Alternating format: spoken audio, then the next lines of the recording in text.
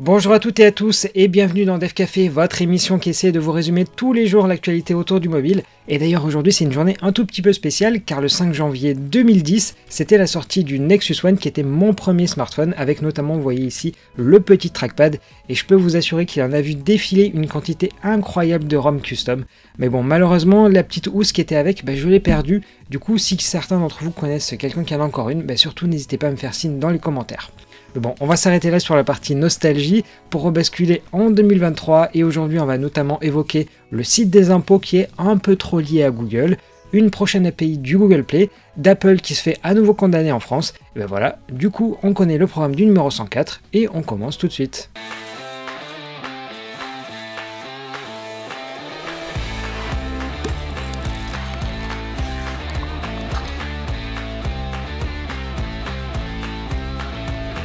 On commence par un couac bien made in France et si on revient quelques bons mois en arrière, je sais pas si vous en souvenez, mais à l'époque de l'application Tous Anti-Covid, la CNIL l'avait initialement retoquée car elle embarquait le reCAPTCHA de Google, car il fallait utiliser à la place une solution bien française et finalement ça avait été l'implémentation d'Orange qui avait été choisie à la place. Mais a priori, si le ministère de la Santé a bien écouté les retours, celui de l'économie et des finances, ils ont un peu fait la sourde oreille, puisqu'à l'heure actuelle, ils proposent une application Android pour accéder aux impôts, sauf que cette appli, elle utilise la bibliothèque du Google Play Licensing, qui permet en fait de vérifier qu'une application sur le Google Play, elle est bien légitime. Sauf que pour un service public, ça fait un peu mauvais genre d'être si fortement lié à la boutique d'applications de Google, car il existe plein d'alternatives comme F-Droid, et c'est notamment ce que fait remarquer Gaël Duval, qui est le fondateur de i/OS, qui est la ROM Android totalement dégooglisée. Et d'ailleurs, j'en profite pour vous dire que je devrais prochainement recevoir un de leurs téléphones, ce qui me permettra de vous faire quelques vidéos pour découvrir cette version d'Android, donc dégooglisée. Et l'idée, c'est qu'ensuite, vous puissiez aussi poser quelques questions à Gaël Duval. Et bon, je vous en parlerai en temps et en heure. Toujours autour de Google, voilà une info que notre cher Michel a trouvée et clairement c'était pas simple à dénicher. Alors concrètement, il va être désormais possible d'identifier si l'utilisateur d'une appli c'est une vraie personne ou plutôt un bot. Alors pour ça, les algos vont se baser sur l'activité du Google Play, avec notamment les téléchargements ou encore la navigation dans la boutique. Mais en réalité, la découverte, elle n'est pas vraiment de Michel, mais plutôt d'un développeur qui a fouillé dans l'implémentation en .NET des Google APIs Client Library, et ils ont découvert un mystérieux champ qui s'appelle Account Activity. Alors pour l'heure, c'est pas encore envoyé dans l'API, mais il y a quand même la documentation, et on peut voir que ça peut prendre 6 valeurs différentes, allant d'un comportement inhabituel, et donc probablement un bot, en passant par basique, c'est-à-dire un utilisateur lambda, jusqu'à un fort taux d'activité, où là c'est carrément des actions qui sont difficilement automatisables, donc en gros un vrai utilisateur. Alors au final cette API sera complémentaire de Play Integrity qui pour rappel lui va vérifier le terminal par exemple s'il n'est pas routé, alors que Account Activity c'est finalement pour désigner le comportement derrière le téléphone. Mais bon, à la vitesse où sortent les nouvelles versions des Play Services, on peut imaginer que ça sorte très vite, ou alors au contraire que ça erre dans cet état pendant de très longs mois. Finalement c'est un peu difficile de savoir pour le moment. On poursuit et je commence par une petite devinette. Est-ce que vous savez ce que c'est le système d'exploitation qui s'appelle Hongmeng? Alors je vais pas vous donner la réponse tout de suite, histoire de laisser un tout petit peu de suspense. Et en attendant, on va enchaîner avec HarmonyOS où je vous avais déjà expliqué en début de semaine que ça se portait pas si mal, car l'année dernière, il représentait quand même 2% du marché des smartphones au niveau mondial, ce qui est quand même une belle performance quand on sait qu'il n'y a que Huawei qui l'utilise. Et le créateur de cet OS, alors je vais pas vous dire son nom car j'ai à peu près 100% de chance de l'écorcher, eh bien il faisait la keynote d'ouverture d'une conférence autour de l'embarqué le mois dernier et dans sa présentation il a indiqué que HarmonyOS c'était ni Android ni iOS et c'est en aucun cas un système qui est pensé pour une seule catégorie de terminaux et il a ensuite une citation qui montre quand même que le monsieur il a absolument pas le boulard mais alors vraiment pas du tout, je vous le cite. Dans le domaine logiciel système en Chine, HarmonyOS est le seul à être en tête de tous les systèmes d'exploitation du monde en termes d'architecture technique. Alors on imaginait bien qu'il allait pas dire le contraire, mais je vous invite à aller lire ce long article d'Ars Technica qui montre qu'HarmonyOS en fait c'est un vrai bordel, car certes comme le dit le créateur, c'est un système qui cible plusieurs types de terminaux à la fois, mais la base elle est différente entre chaque catégorie. Alors par exemple sur la partie smartphone, ça utilise AOSP qui est la version open source d'Android, alors que pour l'IoT, c'est un système qui est fait par Huawei. Alors, il faut peut-être nuancer cet article qui date de 2021, mais on a quand même l'impression que le monsieur aurait quand même dû tourner cette fois sa langue dans sa bouche. Et finalement, pour en revenir à ma question initiale, eh bien, Hongmeng, c'est tout simplement le nom chinois d'HarmonyOS. Alors comme on le dit, vous vous coucherez peut-être un tout petit peu moins bête ce soir. Allez, on met les actus en pause pendant quelques secondes, le temps de voir que Samsung a fait un mauvais cadeau aux Australiens, ou encore que l'Inde est championne du copier-coller, et vous allez voir ça tout de suite dans les actus en bref.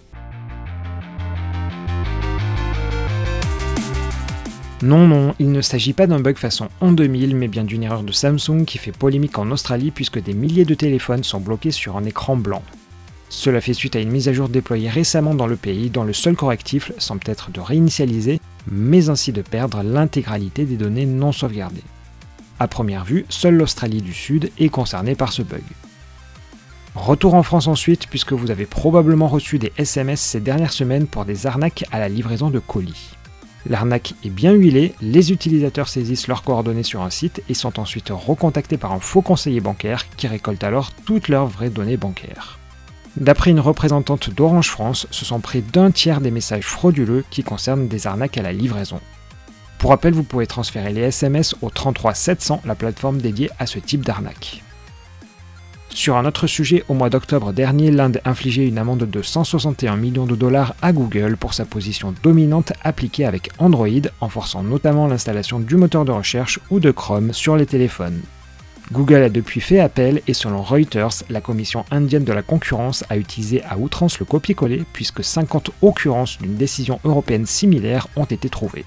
Reste à savoir maintenant si ces arguments vont faire mouche devant l'autorité judiciaire indienne.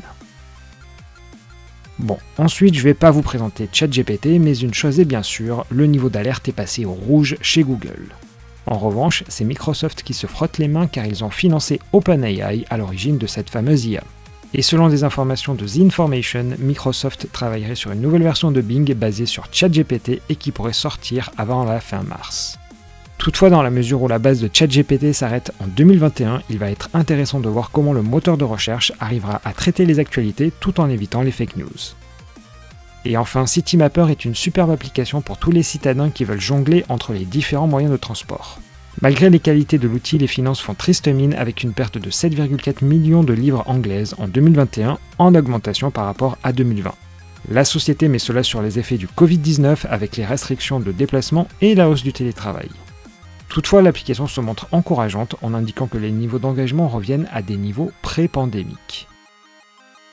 On reprend avec une nouvelle condamnation en France pour Apple par la CNIL. Alors comme nous l'explique MacG, avant iOS 15, les iPhones et les iPads accédaient aux identifiants des utilisateurs sans leur demander leur consentement, chose qui, comme vous le savez, est totalement interdite par le GDPR, mais qui a été corrigée depuis. Alors l'accès à cet identifiant, ça permettait notamment à Apple de faire de la publicité ciblée, alors que pourtant, ils vantaient vie privée, en gros, faites ce que je dis, pas ce que je fais. Et malgré la correction, le rapporteur avait préconisé une amende de 6 millions d'euros mi-décembre, mais la CNIL est finalement allée encore plus loin avec une sanction de 8 millions d'euros. Ça s'explique notamment aussi par le fait qu'Apple avait soigneusement caché la désactivation de l'option dans les menus. Mais Apple a aussitôt annoncé qu'ils allaient faire appel de la décision, donc rebelote, rendez-vous dans quelques mois pour la suite. Et ce qui est bien finalement avec la justice et les GAFAM, c'est qu'on a un peu un feuilleton quasiment infini. Et pour conclure aujourd'hui, place à un navigateur un tout petit peu particulier puisqu'il n'intéressera pas du tout les utilisateurs, mais uniquement nous les développeurs, puisqu'il s'avère être très pratique pour tester le responsive et finalement quel que soit l'OS que vous utilisez, à savoir Windows, Mac ou Linux. Alors concrètement, il se base sur le moteur de Chromium, ce qui vous assure finalement une compatibilité avec les principaux navigateurs,